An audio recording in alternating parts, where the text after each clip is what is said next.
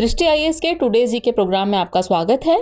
शुरुआत करते हैं पिछले अभ्यास प्रश्न से, जिसमें हमने आपसे पूछा था निम्नलिखित में से कौन सा राज्य भारतीय संविधान की छठी अनुसूची के अंतर्गत नहीं आता है। आपके ऑप्शन थे option A Assam, option B Meghalaya, option C Tripura या फिर ऑप्शन डी मणिपुर। तो इस प्रश्न का सही उत्तर है विकल्प डी मणिपुर। हाल ही में कई राजनीतिक समूहों द्वारा संविधान की छठी अनुसूची के तहत लद्दाख को शामिल करने की मांग की गई। भारतीय संविधान के अनुच्छेद 244(2) में कहा गया है कि छठी अनुसूची के प्रावधान असम, मेघालय, त्रिपुरा और मिजोरम राज्यों में जनजातीय क्षेत्रों के प्रशासन पर लागू होंगे, जबकि इस अनुसूची में मणिपुर शामिल नहीं है, इसलिए विकल्प डी सही है। यह अनुसूची आदिवासी आबादी की रक्षा करती है और स्वायत्त विकास परिषदों यानी एडीसीज के जरिए समुदायों को स्वायत्तता प्रदान करती है। स्वायत्त विकास परिषद भूमि, सार्वजनिक स्वास्थ्य और कृषि पर कानून बना सकती है। असम, मेघालय, त्रिपुरा और मिजोरम में 10 स्वायत्त परिषदें मौजूद हैं। इस तरह इस प्रश्न का सही उत्तर है विकल्प डी मणिपुर। चलिए शुरुआत करते हैं आज के एपिसोड की। तो आज के एपिसोड का पहला प्रश्न है, इंडिया एनर्जी वीक 2023 का पहला संस्करण किस शहर में आयोजित किया जाएगा।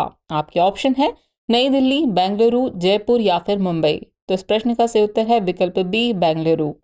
हाल ही में बेंगलुरु में इंडिया एनर्जी वीक 2023 का पूर्वावलोकन कार्यक्रम आयोजित किया गया। इंडिया एनर्जी वीक 2023 का आयोजन बेंगलुरु में 6 से 8 फरवरी 2023 तक किया जाएगा, इसलिए विकल्प बी सही है। इस कार्यक्रम का आयोजन ग्रोथ, कोलैबोरेशन, ट्रांजिशन टैगलाइन के तहत किया जा रहा है।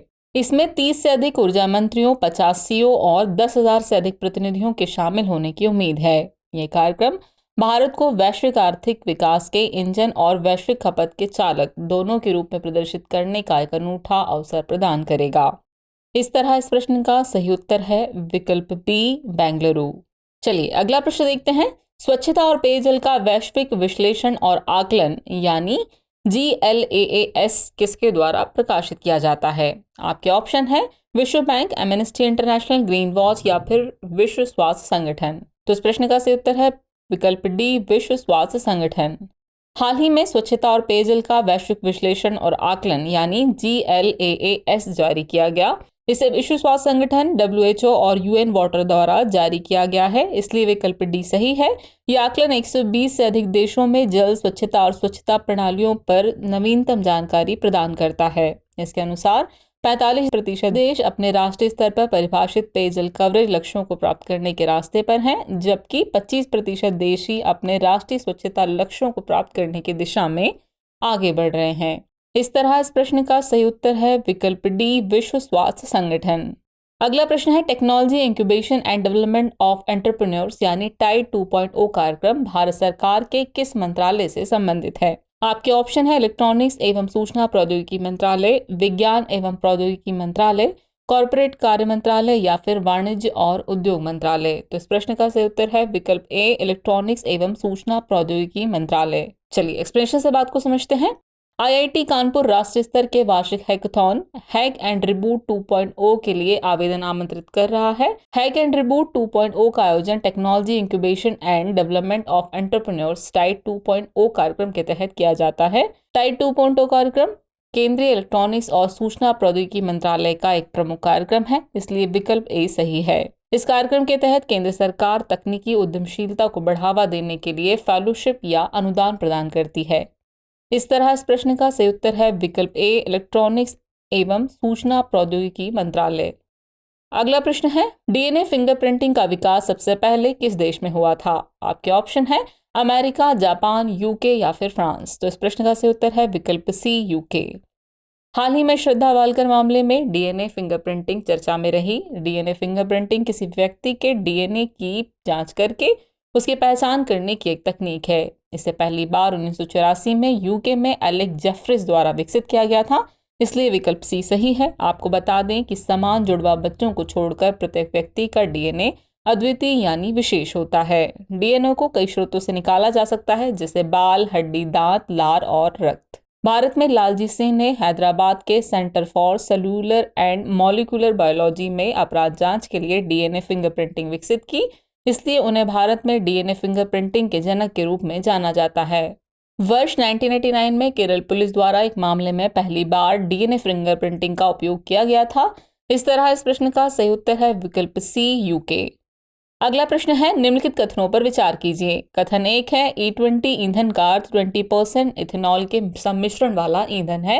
कथन 2 है, भारत 2030 तक E20 ईंधन लॉन्च करने जा रहा है। उपयुक्त में से कौन सा यह से कथन सही नहीं है, या फिर है केवल एक, केवल दो, एक और दो दोनों, और न तो एक न ही दो। तो इस प्रश्न का सही उत्तर है विकल्प बी, केवल दो। चलिए एक्सप्लेनेशन से आगे की बात को समझते हैं। हाल ही में केंद्रीय पेट्रोलियम और प्राकृतिक गैस मंत्री ने कहा है कि भारत अन्य देशों के साथ जैव ईंधन गठबंधन बनाने को लेकर आश्वस्त है। उन्होंने कहा कि भारत जल्द ही 20% इथेनॉल के मिश्रण के साथ E20 ईंधन लॉन्च करेगा, क्योंकि 2025 तक देश में इथेनॉल का उत्पादन 1000 करोड़ लीटर तक पहुंच जाएगा। इसलिए कथन 1 सही है, जबकि कथन 2 सही नहीं है। इस प्रकार इस प्रश्न का सही उत्तर विकल्प बी होगा। भारत की G20 अध्यक्षता के तहत भारत एक अंतर्राष्ट्रीय जैव ईंधन गठबंधन स्थापित करने की उम्मीद कर रहा है। आपको बता दें कि भारत ने 10% इथेनॉल के सम्मिश्रण का लक्ष्य हासिल कर लिया है। इस तरह इस प्रश्न का सही उत्तर है विकल्प बी, यानी केवल दो कथन सही नहीं है। अगला प्रश्न देखते हैं। सेला दर्रा सुरंग के संदर्भ में निम्नलिखित कथनों पर विचार कीजिए। कथन 1 है, इसे सड़क परिवहन और राजमार्ग मंत्रालय द्वारा बनाया जा रहा है। कथन 2 है, यह असम के तेजपुर और अरुणाचल प्रदेश के तवांग के बीच कनेक्टिविटी प्रदान करेगा। उपयुक्त में से कौन सा यह से कथन सही है, या फिर है केवल एक, केवल दो, एक और दो दोनों, और न तो एक न ही दो। तो इस प्रश्न का सही उत्तर है विकल्प बी, केवल दो। हाल ही में चीनी सैनिकों ने अरुणाचल प्रदेश के तवांग सेक्टर में वास्तविक नियंत्रण रेखा के पार घुसपैठ की। ऐसी ही घटनाओं से निपटने हेतु भारत अपनी सीमाओं तक कनेक्टिविटी को बढ़ाने के लिए तेजी से सड़क, पुल और सुरंगों का निर्माण कर रहा है। इसमें प्रसिद्ध सुरंग सेला दर्रा सुरंग है। सेला दर्रा सुरंग परियोजना का निर्माण सीमा सड़क संगठन यानी BRO द्वारा किया जा रहा है। इसलिए कथन 1 सही नहीं है। यह असम के तेजपुर और अरुणाचल प्रदेश के तवांग के बीच कनेक्टिविटी प्रदान करेगा। इसलिए कथन 2 सही है। इस प्रकार विकल्प बी सही हुआ। गौरतलब है कि BRO रक्षा मंत्रालय के अंतर्गत आता है। इस तरह इस प्रश्न का सही उत्तर है विकल्प बी, यानी केवल दो कथन सही है। अगला प्रश्न है, द ग्लोबल इंफ्रास्ट्रक्चर हब किस संगठन के साथ जुड़ा हुआ है? आपके ऑप्शन है G7, G4, G77 या फिर G20। तो इस प्रश्न का सही उत्तर है विकल्प डी, G20। G20 समूह अपने ग्लोबल इंफ्रास्ट्रक्चर हब को वित्तीय स्थिरता बोर्ड की तर्ज पर एक बहुपक्षीय संस्था में बदलने पर विचार कर रहा है। वित्तीय स्थिरता बोर्ड एक अंतर्राष्ट्रीय निकाय है जो वैश्विक वित्तीय प्रणाली की निगरानी और सिफारिशें करता है। इसकी स्थापना अप्रैल 2009 में G20 लंदन शिखर सम्मेलन के बाद की गई थी, जबकि ग्लोबल इंफ्रास्ट्रक्चर हब एक गैर लाभकारी संगठन है जो G20 समूह द्वारा गठित किया गया है। इसलिए विकल्प डी सही है। यह टिकाऊ, लचीले और समावेशी बुनियादी ढांचे के वितरण को आगे बढ़ाता है। इस तरह इस प्रश्न का सही उत्तर हुआ विकल्प डी, G20।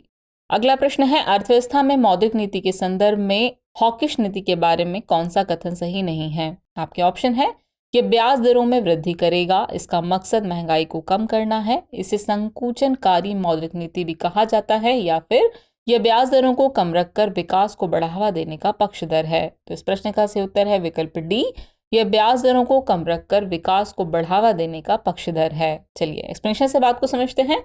हाल ही में यूएस फेडरल रिजर्व ने हॉकिश मौद्रिक नीति को अपनाते हुए अपनी बेंचमार्क दर में 50 आधार अंकों की वृद्धि की है। हॉकिश नीति और नीति निर्माता मुद्रास्फीति के जोखिम के बारे में चिंतित रहते हैं। इसके तहत नीति निर्माता ब्याज दरों में वृद्धि करके बढ़ती कीमतों और मजदूरी पर लगाम लगाने की कोशिश करते हैं। इसलिए विकल्प डी सही है। दूसरी ओर डोविश पॉलिसी आसान मौद्रिक नीति का समर्थन करती है, जिसके तहत ब्याज दरों में कटौती की जाती है। इससे व्यवसायों और उपभोक्ताओं के लिए ऋण प्राप्त करना आसान हो जाता है। इस तरह इस प्रश्न का सही उत्तर है विकल्प डी, ये ब्याज दरों को कम रखकर विकास को बढ़ावा देने का पक्षधर है। चलिए अगला प्रश्न देखते हैं। भारत के राज्यों और जिलों के लिए सामाजिक प्रगति सूचकांक यानी SPI कौन जारी करेगा? आपके ऑप्शन है, प्रधानमंत्री की आर्थिक सलाहकार परिषद, नीति आयोग, सामाजिक न्याय और अधिकारिता मंत्रालय, या फिर एमनेस्टी इंटरनेशनल इंडिया। तो इस प्रश्न का सही उत्तर है विकल्प ए, प्रधानमंत्री की आर्थिक सलाहकार परिषद। प्रधानमंत्री की आर्थिक सलाहकार परिषद यानी EACPM 20 दिसंबर को भारत के राज्यों और जिलों के लिए सामाजिक प्रगति सूचकांक यानी SPI जारी करेगी। इसलिए विकल्प ए सही है। SPI राष्ट्रीय और उपराष्ट्रीय स्तरों पर देश द्वारा की गई सामाजिक प्रगति मापने का एक व्यापक उपकरण है। इसे इंस्टीट्यूट फॉर कॉम्पिटिटिवनेस द्वारा तैयार किया गया है। इसका उद्देश्य देश भर में सभी स्तरों पर की गई सामाजिक प्रगति का एक व्यवस्थित विवरण प्रदान करना है। इस तरह इस प्रश्न का सही उत्तर है विकल्प ए, प्रधानमंत्री की आर्थिक सलाहकार परिषद। चलिए अब हम पहुंच गए हैं एपिसोड के आखिरी प्रश्न पर। तो आखिरी प्रश्न है, निम्नलिखित में से कौन देश में दुर्लभ पृथ्वी तत्व और दुर्लभ धातु सहित विभिन्न खनिज वस्तुओं का मानचित्रण और अन्वेषण करता है? आपके ऑप्शन है, ऑप्शन ए भारतीय खान ब्यूरो, ऑप्शन बी भारतीय भूवैज्ञानिक सर्वेक्षण, ऑप्शन सी राष्ट्रीय खनिज विकास निगम, या फिर ऑप्शन डी भारतीय पुरातत्व सर्वेक्षण। तो इस प्रश्न का सही उत्तर है विकल्प बी, भारतीय भूवैज्ञानिक सर्वेक्षण। हाल ही में केंद्रीय मंत्री ने कहा कि भारत दुर्लभ पृथ्वी खनिजों यानी रेयर अर्थ मिनरल तक पहुंच के लिए चीन पर निर्भर नहीं है। भारत में दुर्लभ मृदा खनिज के प्राथमिक स्रोत मोनोजाइट का उत्पादन लगभग 4000 मीट्रिक टन प्रति वर्ष है। भारतीय भूवैज्ञानिक सर्वेक्षण यानी जीएसआई देश के विभिन्न भागों में दुर्लभ पृथ्वी तत्व और दुर्लभ धातु सहित विभिन्न खनिज वस्तुओं का मानचित्रण और अन्वेषण करता है, इसलिए विकल्प बी सही है।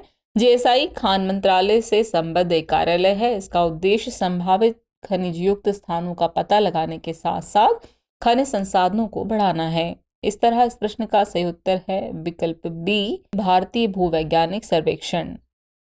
चलिए अब आज के एपिसोड का अभ्यास प्रश्न पे नजर डाल लेते हैं।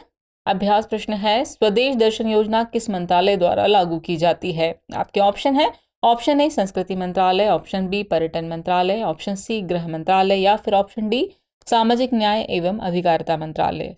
तो व्यूअर्स इस प्रश्न का जवाब कमेंट बॉक्स में देना ना भूलें। जल्द ही मिलते हैं नए एपिसोड में नए नए सवालों और उनके नए नए जवाबों के साथ। तब तक के लिए शुक्रिया।